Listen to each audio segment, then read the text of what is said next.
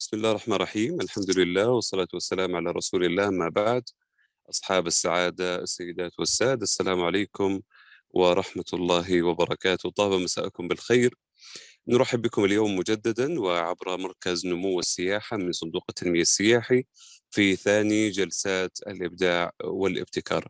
تعمقنا بالأمس معكم في التعرف على المفاهيم الرئيسية مثل مفهوم الإبداع والابتكار وفهم الطريقة التي تعمل بها عقولنا، مثل التفكير بالشق الأيسر والتفكير بالشق الأيمن من العقل وأنماط التفكير، والعديد أيضا من المفاهيم والإثراء المعرفي التي كانت معكم بالأمس. اليوم من خلال الجلسة الثانية سنتعرف وإياكم على عناصر الإبداع والابتكار وكيفية الاستفادة منها خلال تطوير فكرة عمل معينة، مع التركيز أيضا على الروح القيادية وثقافة الابتكار والتعاون والتحفيز. في البداية نلفت انتباهكم إلى إمكانية توفر الدورة باللغتين العربية والإنجليزية، ولتحت خيار الترجمة يمكنكم الضغط على خانة الكرة الأرضية بالأسفل ثم اختيار اللغة العربية، مع التنويه أيضا بإمكانية طرح أسئلتكم ومداخلاتكم عن طريق خانة المحادثات في هذه الجلسة. اسمحوا لي الآن أن نرحب بالسيد خوسيه مانويل أباروا ليقدم الدورة الثانية، فليتفضل السيد خوسيه. Excellent. Well, thank you very much, and welcome to the second session today on creativity and innovation for the Tourism Development Fund for Business Hubs and SMTEs. Today, we're going to have a look at, firstly, leadership, what makes a good innovation leader, what challenges you may face and how we can overcome them. Secondly, the culture, what culture do we need to foster good innovation? And finally, the importance of collaboration when it comes to innovation. So what makes leaders inspirational? Well, this is down to a combination of different factors. Let us begin by taking a look at Elon Musk. As I'm sure most of you are aware, Elon Musk is the founder, CEO, and chief engineer of SpaceX, as well as the CEO and product architect of Tesla.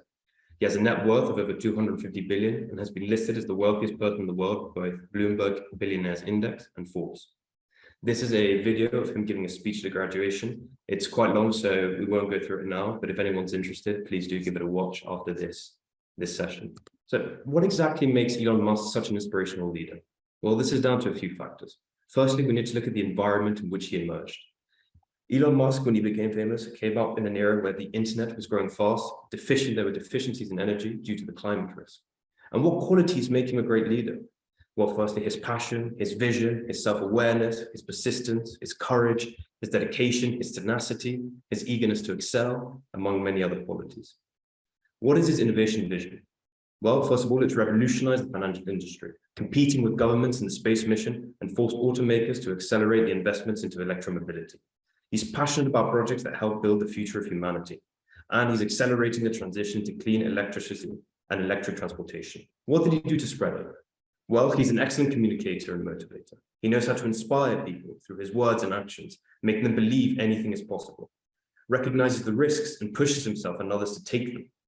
His immense determination inspires others to keep going in difficult times because his never give up attitude on his vision and projects. But what challenges could face new leaders? Not so long ago, strategy was the most important thing. Prediction, planning, and goal setting were the sources of wealth within organizations. The future of a company was defined in a strategic framework or systems that, if managed properly, success was assured. Today, however, uncertainty is a fact of life. Planning for the long term is a challenge, and it is even more difficult to make decisions 5 years from now, as we all know how rapidly things can change. The key today is to create an innovative climate in companies, to build an innovation culture in which people are committed and work to improve every day.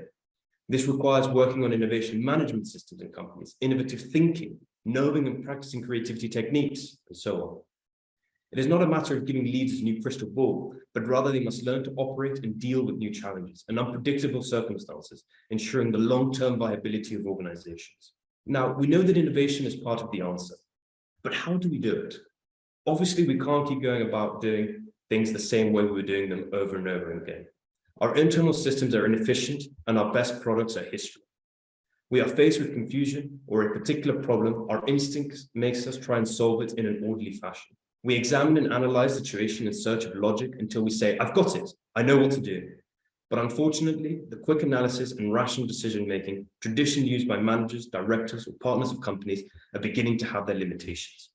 As circumstances become more complex, we no longer recognize the situation and we don't automatically know what to do. And consequently, what worked before no longer works. To effectively accept unfamiliar situations and more complex challenges, we must have complete control of the situation, including the variables that affect it.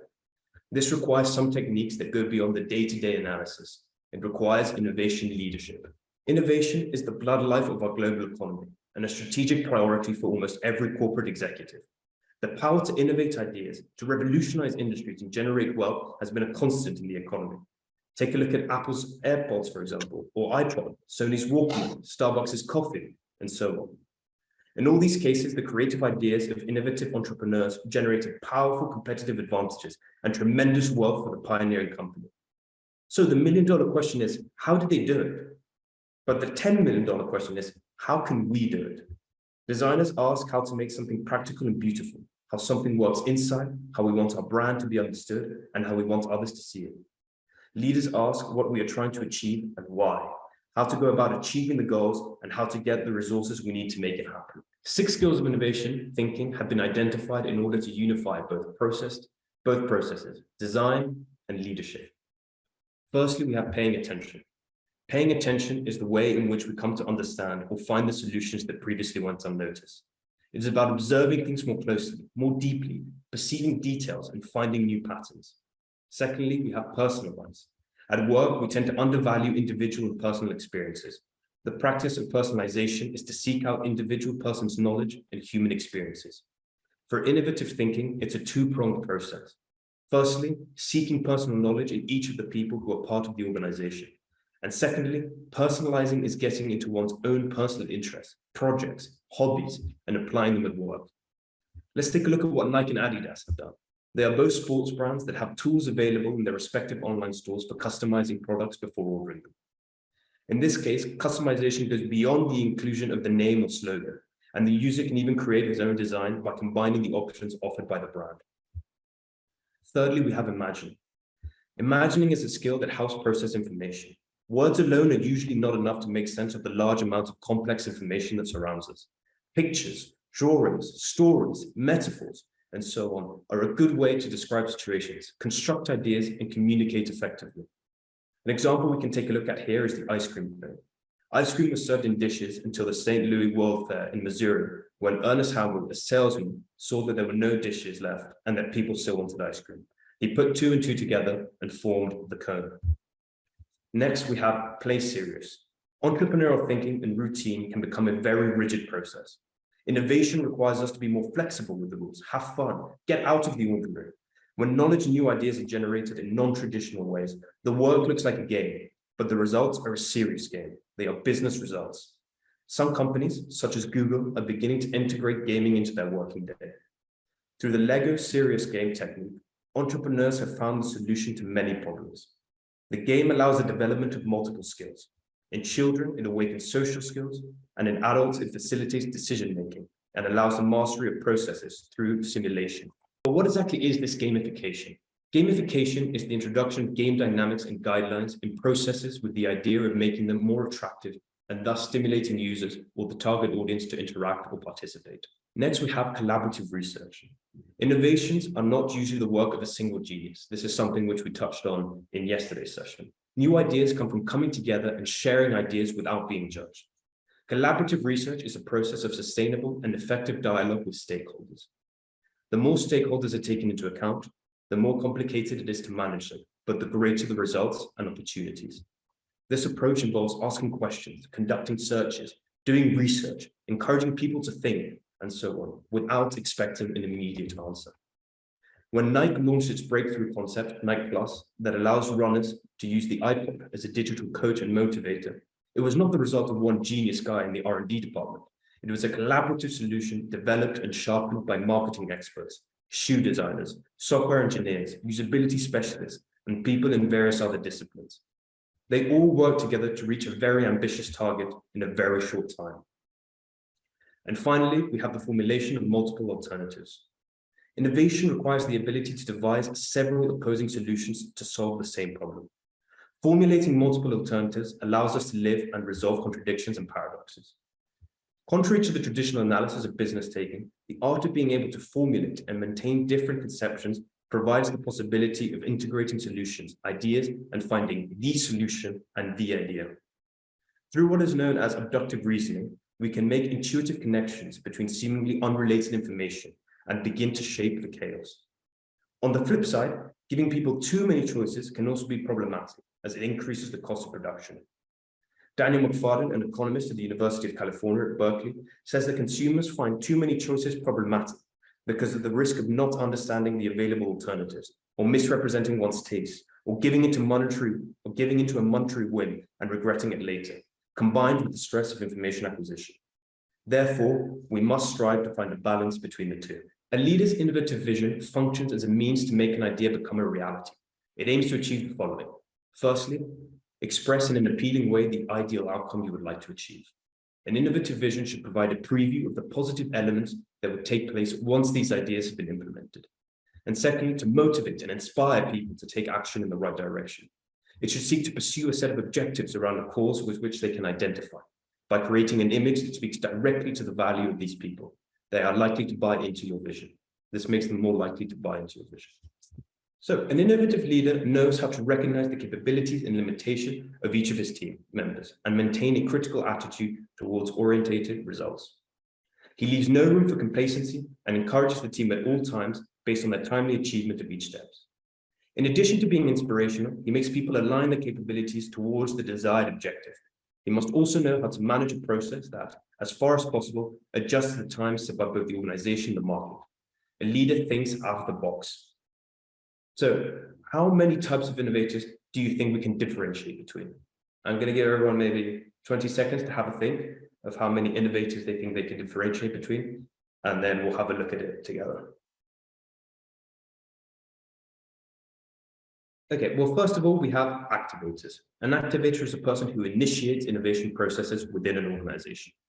The innovation activator is responsible for getting the company out of the routine, taking distance from the day-to-day and modifying what works, even when there is no imminent need to modify it. There are different types of activators. We have management or general management. In this case, it is the top management of the company who will activate the innovation process through an express request. Then we have the workers. The members of the organization are the ones who activate the innovation process. This happens accidentally through an employee suggestion or in a structured way within the information channels designed for this purpose. Next, we have stakeholders. These are agents external to the organization, but related to it. The most common stakeholders that can be chosen as innovation activators are suppliers, distributors, or consumers. Less common, but equally valid, are investors or shareholders. And finally, we have the scientific community and researchers. These are activators formed by universities, research institutes, investors, engineering firms, or scientists in general. Next up, we have hunters. Hunters are people whose mission it is to gather information that assists, inspires, and helps to decide whether to keep the innovation process going.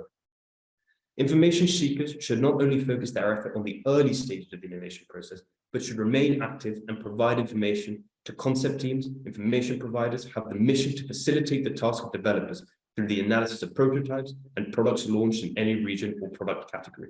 Even more key is the collection of information in the execution and launch phases of innovation. Again, this task has been left to the marketing department, who will launch the new product, confident that their knowledge of the market will be sufficient. Finally, information seekers play a key role in assisting the facilitators, who must continuously evaluate and approve spending items in new investments. Facilitators rely on the sales prospects of the proposed innovation. Next, we have the creators. These are the people who throughout the innovation process are responsible for producing ideas that are designed to become innovations. Creators must not simply come up with ideas, they must come up with plausible ideas that can be implemented and add value to the customer. Some say that the world is full of ideas and that the ideas themselves are not very valuable. What is important is the ability to make them feasible, valuable, and relevant. Next, we have developers. Given their skills and technical competencies, the task of concept development has been the responsibility of the R&D departments. Engineers and technicians are the ones who master the technology and who can effectively turn the ideas proposed in a company into reality, but they are not in direct contact with the consumer. However, the developers should include some marketing and sales professionals in the company. Marketing departments concentrate essentially on marginal innovations, on portfolio extensions. They are in direct contact with the client, but ignore many of the possibilities offered by technology. In reality, both functions complement each other, the ideal being to take advantage of the opportunities offered by technology, taking into account the client's needs. Next up, we have the executors. They are in charge of the practical and efficient implementation of the innovation. This is the role that will lead everything related to implementation. Who is the most appropriate to carry out this task? This is a question that is rarely given enough attention.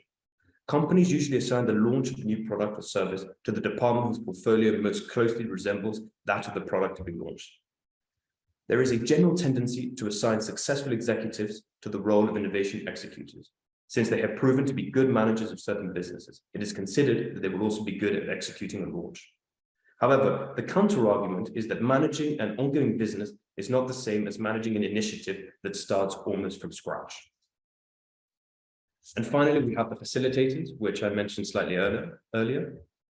Facilitators are those who decide between various innovation alternatives, move the innovation process forward, try to unblock the group at critical moments, and give final approval to a launch or innovation and the corresponding investment. Facilitators are responsible for interrupting a process before it costs too much money or redirecting it when it is misguided. This innovation profile is the least active during the process, but it is fundamental for its implementation and financing. So now that we have a chance to see these 6 different types of innovators, I'd like everyone to have a think about which one they identify with most. Maybe 20 seconds to have a quick think about which one you identify with most. Now we're going to have a look at a quick video. Hopefully this works and everyone can hear it. Here's what I've learned. In every single organization, there are people who wake up every single day. The very first thought that comes to their mind is, what am I going to do today to kill new ideas? Seriously, this is what they do. Seriously, this is what they do. And you know they're out there. You know they do this because they come into your meetings and you're presenting new ideas, you're presenting new concepts and new ways of doing things, and they've got all these little code words that they use to shut ideas down. What are those code words? What are those phrases? How many times do you go into a meeting and you hear somebody say, well, you can't do that because we've always done it this way? How many times do you hear that? Never mind that the world is going to change, the world is going to go over there really, really fast, and we're here and we have to do things to get over there with the rest of the world. But there are people out there who adopt the attitude of, you can't do that, we've always done it this way. It won't work. You come up with a really good idea, you put it out there, you seek some reaction, and there is a naysayer at the table who immediately says, it won't work. Dumbest idea I ever heard, it won't work. It's too risky. We're not an organization that takes risks. The only way to get ahead is to take risks. Somebody comes up and says, well, why can't we just keep doing what we've been doing all along? You're going to vanish. Each of you from this point on agrees that you will never use or permit to be used in one of your meetings that phrase, you can't do this because we've always done it this way. You're going to completely ban that phrase, it won't work, dumbest idea I ever heard.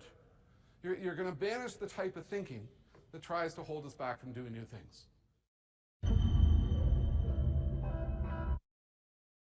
Okay, having had a chance to watch that quick video, I'd like everyone to have a think now about what barriers do leaders face when it comes to innovation. And again, maybe 15, 20 seconds to have a quick think about it.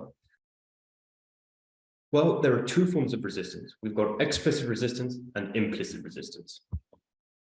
Explicit resistance comes in the form of open criticism. It is easier to handle because it is visible. Let's take an example. Consider that we are thinking of maybe changing the way our house is painted. You might hear things such as, it's too risky, it's too expensive, it's doomed to fail, it's not technically feasible, things along those lines. However, managing implicit resistance is an even greater challenge because it is generally passive and it is more difficult to recognize. It often appears during the action phase of a project, such as when you are trying to mobilize a work group. People may overlook deadlines, respond to requests late, or argue about the allocation of time and resources between projects. Sometimes these may be genuine reasons, but other times these could indicate hidden resistance. So what strategies can leaders use to get around these barriers? Well, firstly, we could have a look at persuasion through the use of data, evidence, facts, and logic, communicate the features and the benefits of that particular idea.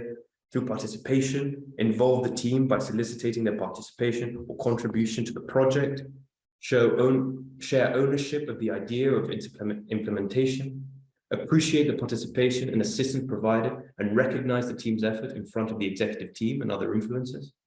Advice, potentially, if we could give out advice, teach new skills, and provide support to the team, help those impacted by the innovation to adapt and change, obtain the additional resources needed to get the team comfortable with the new ideas. Negotiation, potentially, identify the issues or concerns of the project and explore possible alternatives that address the source of resistance, compromise or compensate for the design or implementation of an idea, exercise power or seeking authority from a higher level to advocate or sponsor, and so forth. And that brings us to the end of the leadership section of today's presentation. And now we're going to move into the culture part, which is the second part of today's presentation. The culture of innovation is the foundation on which an innovation organization is built. Two elements are necessary for ideas to flourish in an organization: creative people and a culture of innovation. The process of cultural change can be perceived as an almost impossible task. Often one hears questions like, but how can I get our executives who have been thinking conservatively for so many years to suddenly start being open to change? Or how can I get managers not to see a threat in their subordinates when they start telling them how things could be done better? It is a natural tendency to keep doing things the way they have been done before, especially if that way of doing things has brought success in the past. This is the reason why many entrepreneurs have gone down with their companies before considering the possibility of changing the structure or methods that have allowed them to grow for so many years. When times change, successful companies are in a good position to compete because they have the resources. However, they are also at risk, given their natural tendency to continue to cling to the models that have kept them in the lead for so long. However, changing the culture of an organization is easier than you might think. The change process must begin with the discovery of inhibitors.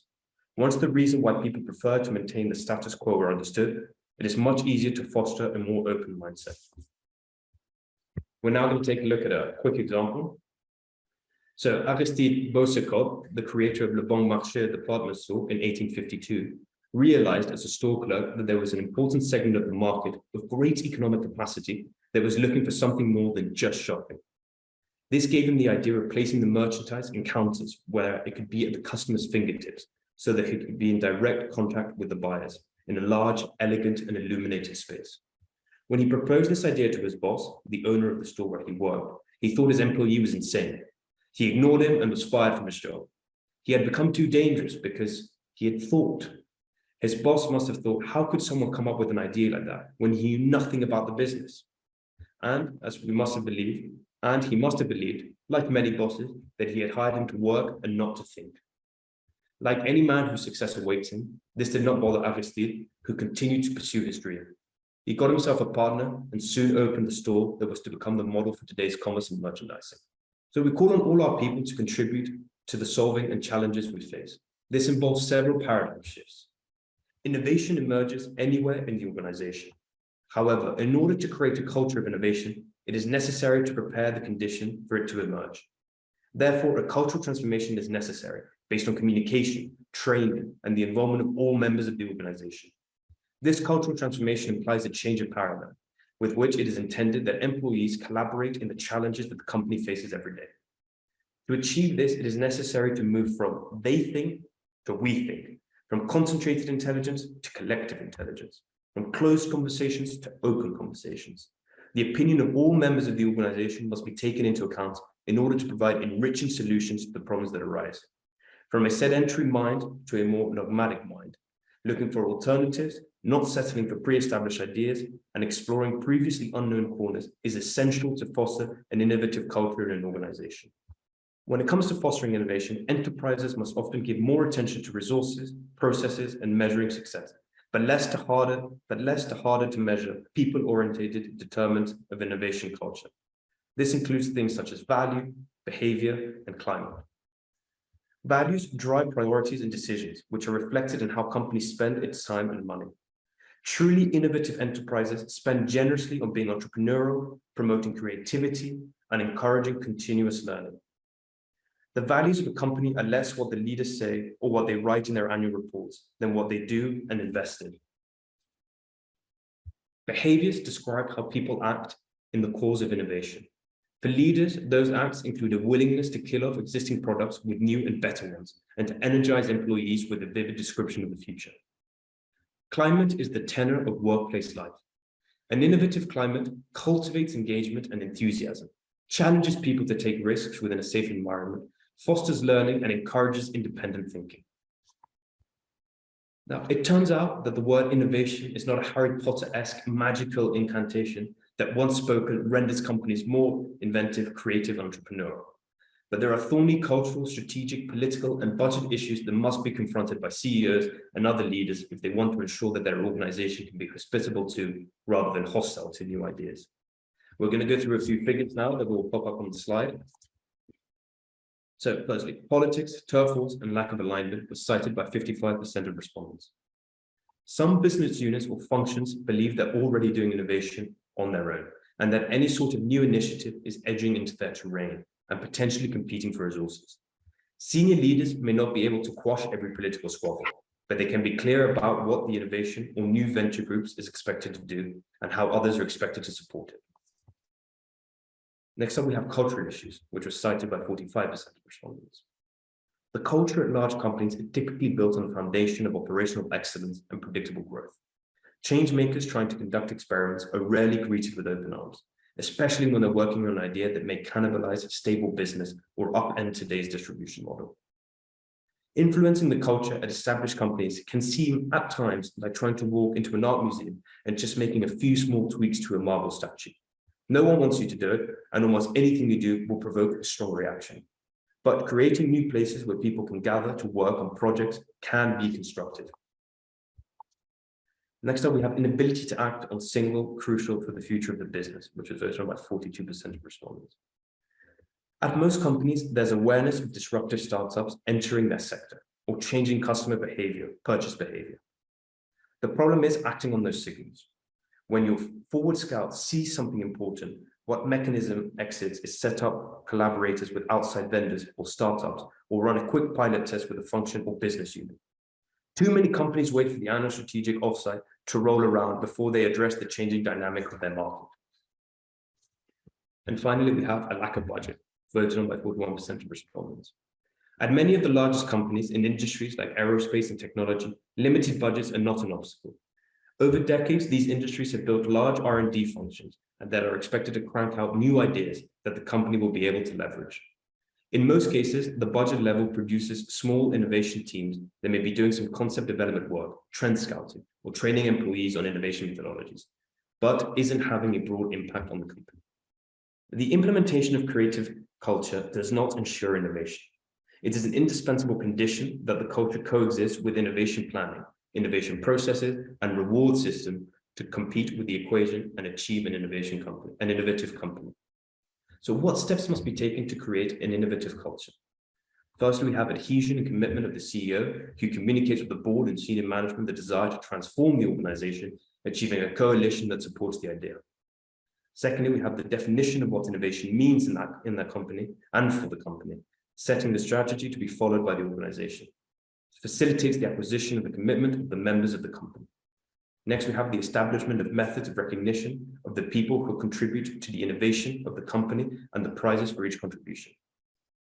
Next, communication of the cultural change to the rest of the organization, followed by eliminating the inhibitors, implementing motivators, the definition and implementation of internal innovation communication plan, the creation of an ideal management system, adopting the adaptation of one of the available innovation processes, and finally, the creation of the feedback of success stories and learning from the causes of failure. The innovation culture of a company is something that cannot be felt. It is invisible, and yet it is perfectly recognizable. In a company with an innovative culture, the atmosphere is one of interest and proactivity towards innovation, ideas that come from everywhere, from all levels of responsibility, from all members of the organization, regardless of whether their tasks are directly related to the area of the new product. The characteristics of the most innovative companies are still being studied. The cultural factors of the organization will determine the degree of innovation in companies. Some of the factors to take into account are the following. Firstly, we have tools. In high-performance organizations, innovation is the result of the use of a series of tools. To assume that innovation will happen on its own if we have the right environment would be as naive as believing that financial regulation will emerge without the right structure. Although we are all capable of being creative, we have been educated to be more conservative in our thinking and to avoid risk. However, leaders need to foster creative thinking and encourage employees to develop their skills. Next up, we have rewards. Innovation awards are symbols whose main purpose is to recognize innovative behavior. They signal the value provided and the effort made to help the organization achieve strategic objectives. Rewards, prizes, and incentives can increase employees' commitment to the organization, boost their morale, and motivate them to open and be attentive to future opportunities. In addition, incentives reinforce the connection between strategy and result, so the secret lies in choosing a combination of right incentives that best reflect the objectives pursued and reinforce the creative culture. Next, we have targets. Leaders must set targets that inspire different areas of the company to seek challenges and find solutions to problems that arise on a regular basis. Linking these objectives to a company's strategic priorities is essential to convey the need to innovate. However, creative thinking can be stifled if leaders establish what is to be achieved and how these objectives are to be achieved. Next up, we have knowledge. A good knowledge base is the engine of innovation. Better conditions for innovation are created when information, whether it comes from the outside or inside the company, is accessible, transmitted quickly and honestly. Since multiple sources of information stimulate innovation ideas, censoring, filtering, or summarization of information will limit our ability to innovate. Resources. The innovative climate is enhanced if employees have the resources of authority and autonomy to realize their ideas. Although it is not necessary to have a large amount of money to develop them, innovators can be demoralized if they do not have these traditional resources and believe that there is no point in pursuing their idea. The presence of resources is a sign that the company gives importance to innovation. Risk-taking. Risk-taking is about establishing a climate where employees feel free to try new ideas. While it is important to avoid inappropriate risks, a balance must be sought in the organizational culture that avoids rejecting ideas prematurely due to risk of aversion. It also requires leaders to support those who are willing to implement their ideas, regardless of whether they may be judged a priori as a success or failure. Company leaders must demonstrate that it is more interesting to learn from mistakes than to penalize them. And finally, we have relations. Relationships refer to the interaction between people in the organization. The most innovative ideas are rarely the product of a single genius, but are the result of multiple interactions over time. Therefore, environments where personnel are exposed to various ways of thinking or with a wide variety of viewpoints will be more conducive to stimulating innovation. This must be a sense of community, teamwork, where the contribution of each member will be necessary to achieve a common goal. And this leads us to the final section in today's session, which is collaboration. Historically, an organization's value creation capability was linked to its size. Later, the idiosyncratic nature of organizations' access to specific resources defined their value creation capability. The new view is that companies' value creation is determined by its internal and external collaboration capabilities. Innovative systems have a tendency to head towards the edge of chaos, that fertile zone that separates too much order from too much anarchy. In a gaseous network, chaos reigns. New configurations can be produced, but the volatile nature of the environment causes them to fail and eventually unravel. In a solid network, the opposite is true. The forms have stability, but are incapable of change. However, a liquid network provides a much more promising environment for the system to explore. An idea in the head is nothing more than the result of a network of connected neurons that collide and form new combinations. This liquid network that makes up human mind can be transferred to society. Before the growth of cities, people functioned through gaseous networks, i.e., there were no connection between them. With the birth and development of cities, liquid network societies were generated, different people with different occurrences who could relate to each other, thus fostering creativity. The links that were created between citizens encouraged the development of new ideas. All of humanity's inventions and discoveries are products of these liquid networks that facilitated life in cities. Innovation is the result of the clash of ideas between different people. There are inventions that are born out of borrowing. Ideas can be born from other ideas from different purposes, hence the importance of exchange. In a living society, people share their opinions.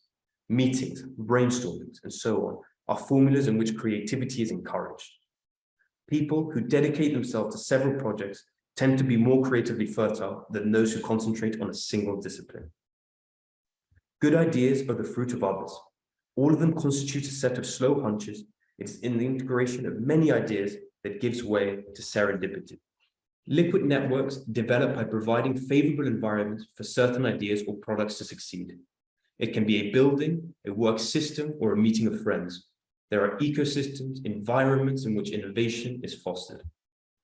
For example, the scientist who created the GPS attributes the success of their work not so much to the gadget that they had in the laboratory, which initially was designed to track the emissions of groups of satellites during the Cold War era, but to the atmosphere that permeated it, the good relations with colleagues, and free exchange of ideas that led to the invention.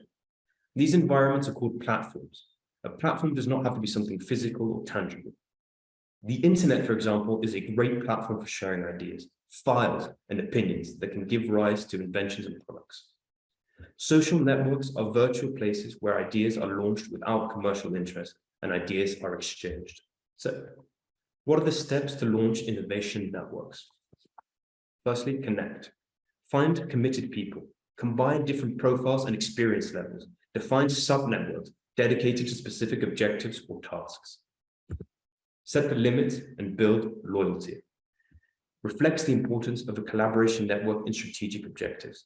Plans how to establish trusting relations and how to gain their commitment. Next, we have manage and follow up. Determine how to compensate participants. Determine selection criteria for compensation. Define parameters for follow-up. Determine the responsibilities of each participant. Determine how to join and leave the network. Plan processes that facilitate the work of the network and increase its impact. Next, we have support and govern. Define sponsors and leaders. Determine the technological and non-technological support required. Define key information and knowledge.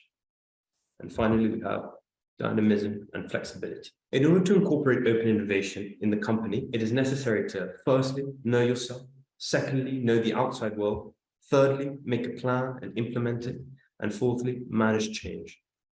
Open innovation impacts both internal and external stakeholders. Cultural and organizational impacts are key success factors as much as processes. Companies must ensure that organizations will truly embrace this new paradigm over time. Open innovation involves a major shift in how we view the key drivers of innovation success and how we view the outside world.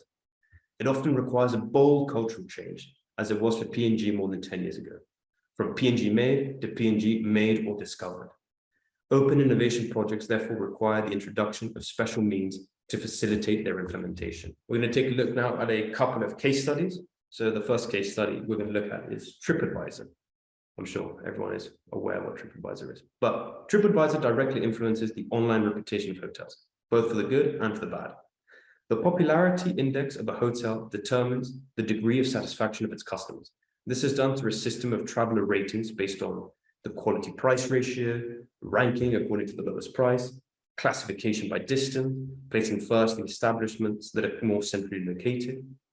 By having reviews on everything you can imagine, it reduces the uncertainty of having a bad experience. For greater certainty, everyone can rate, evaluate, and review the reviews that have been made by others, since we will always rely more on the opinion of someone who is looking for the same experience as us. In addition, photos can also be added to the reviews. TripAdvisor Media Manager follows the introduction of a suite of new-to-market advertising services and solutions that enable tourism to reach more relevant, high-intent audiences on and off the TripAdvisor platform. Now we're going to have a look at Airbnb. We briefly touched on Airbnb yesterday as well, but it's a terrific case study, so we're going to look at it in a little bit more detail today. Airbnb, as I'm sure everyone is aware, is an online peer-to-peer accommodation platform founded in 2008 in the US. It allows individuals to rent their spare rooms or entire homes to travelers looking for accommodation. At present, Airbnb lists nearly 2 million properties in 191 countries worldwide.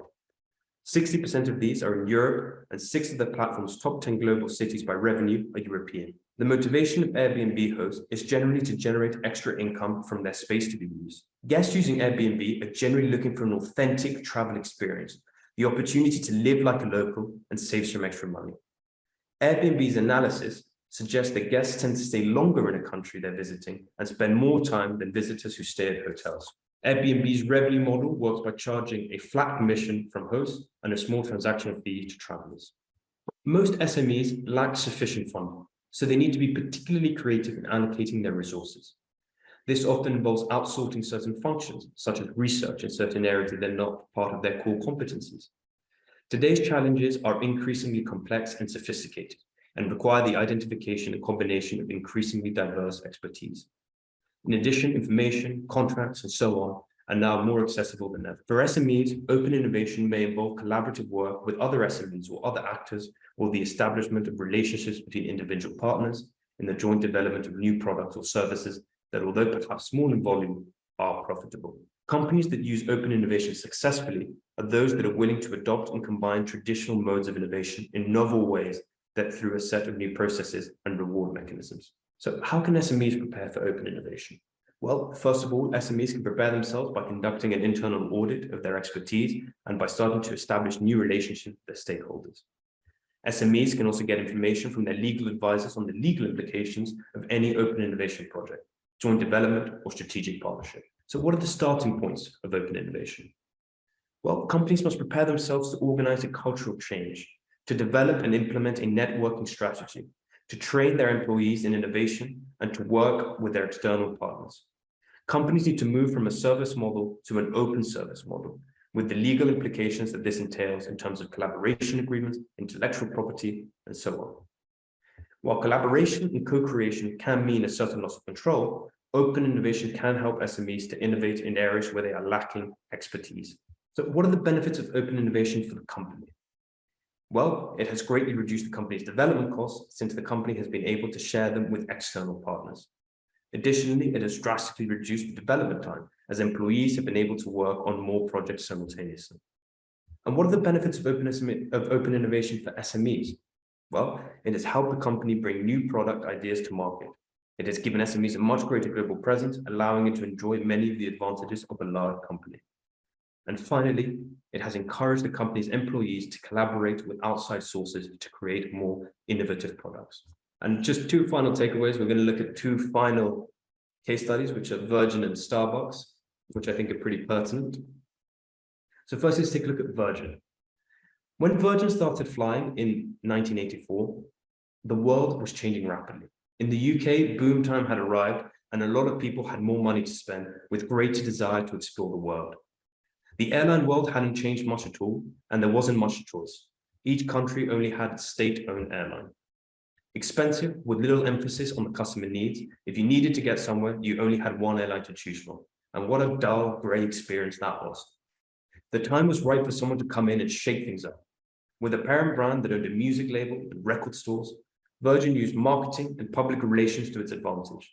Using the same skills it developed promoting the likes of Culture Curve and Simple Minds, it set out to inspire the public to fly with it. It flew to desirable destinations. It came up with innovative new products and services that would make the journey much more fun. It hired happy people with lively personalities to be the cabin crew, and at a much more affordable price. It gave people a choice, a fun and friendly choice that made travel attainable for everyone.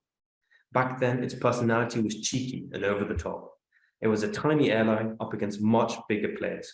It needed to use quite radical language to get attention. Richard Branson, its enthusiastic chairman, did anything to get attention for his business. The more he got into the news for his adventures, the more Virgin Atlantic became renowned as the airline you flew if you wanted an adventure. His personality became the airline's personality. And finally, we're going to take a look at Starbucks. Starbucks is one of the companies that generates more commitment and loyalty in the world. Its great success is to have managed to transform the simple fact of having a cup of coffee into an experience. They have managed to make the client fall in love because the decision they make is made with the customer in mind. In fact, their philosophy is to establish a strong and genuine connection between the customer and the brand. Starbucks was the first chain to offer free internet. Thanks to their digital and relational strategy, they managed to create a community of loyal consumers. At Starbucks, they understood that people don't mind paying more if they receive pleasant service. Thanks to that, the company got people to consider coffee, not as a product, but as a service. And finally, I want to leave everyone with some literature if they want to read further on what we've discussed in the last couple of days. I've just mentioned Richard Branson and Virgin. We've talked about Airbnb briefly, but if anyone wants to delve a little deeper into creation innovation, this is a good starting place. And finally, if there are any further queries, please use this email address. And from me, that's all. Just a big thank you. That brings us to the end of the two sessions. شكرا جزيلا للسيد خوسيه، وشكرا لكم أنتم على استماعكم. أتحنا لكم خاصية الأسئلة والمداخلة في المحادثة، ولكن لم يأتي شيء حتى الآن. شكرا لكم لحضوركم، وتمنياتنا لكم بفائدة كبيرة من هاتين الجلستين، ونلتقيكم بإذن الله على خير، والسلام عليكم ورحمة الله وبركاته.